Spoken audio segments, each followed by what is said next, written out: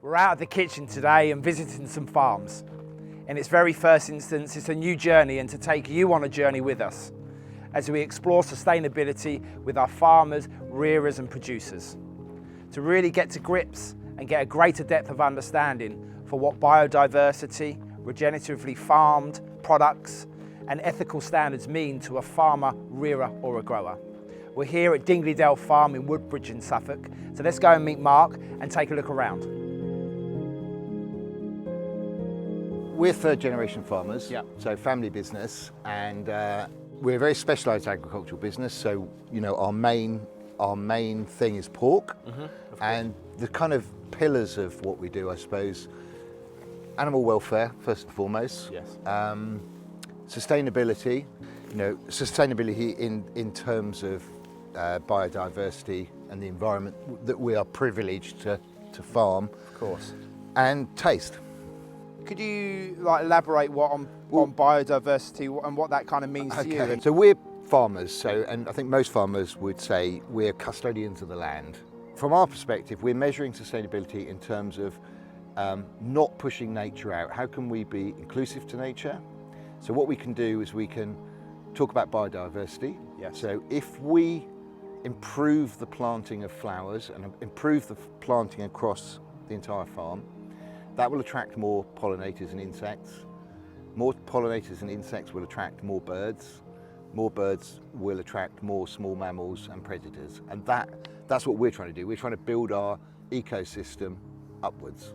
We have to farm it commercially, but can we do this in a way that will enhance what is around us? And Yes. that's what we're doing. So the Million Bee Project was set up. The bumblebee was taken as the signature creature. So if the bumblebee is thriving, everybody else is thriving. So the idea was to one day potentially or possibly try and achieve 1 million bumblebees on farm. Didn't matter if we got there or not. Yeah. It was just That was the goal. that was the goal. Yeah.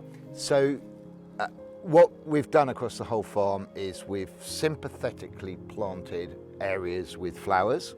At the other areas of the farm, it tends to be corners of fields. It tends to be in and around the farming, but we dedicated this field. So what you've got here is we're slightly at the end of the Phacelia season. So Phacelia is the purple plant here. It's a member of the lavender family, and it's go-to nectar source for particularly bumblebees or any pollinator. And then did you ever get to a point of reaching 1 million bees? We did about 4 years in, we got 1 million bees one day. We want to really push the boundaries and understand, how we can rapidly improve the ecosystem. Yeah, amazing.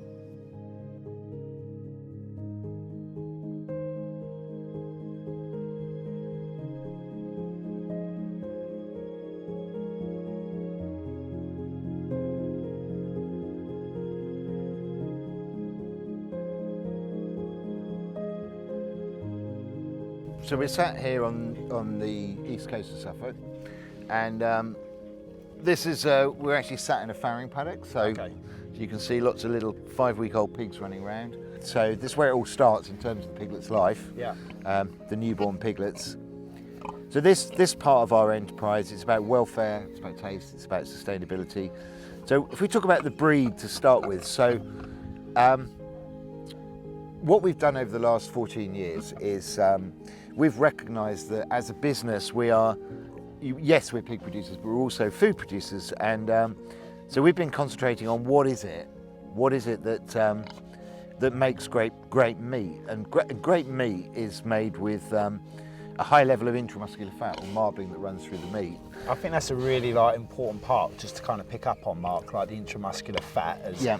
Fat generally tastes great, but how that can kind of relay back to a customer is very much, I think, as we kind of described it earlier on, the Wagyu of pork, and how that's kind of recognisable, as to say. So it's all of those fat grains which kind of run through the piece of meat, which ultimately, when kind of started to cook, it melts and kind of goes into the meat, and that's what makes it taste as great as it does, Absolutely. So because we're we have a population of animals, And you can drive that population in any direction you want. And for most people, it's always about productivity, it's about more yield, it's about faster growth.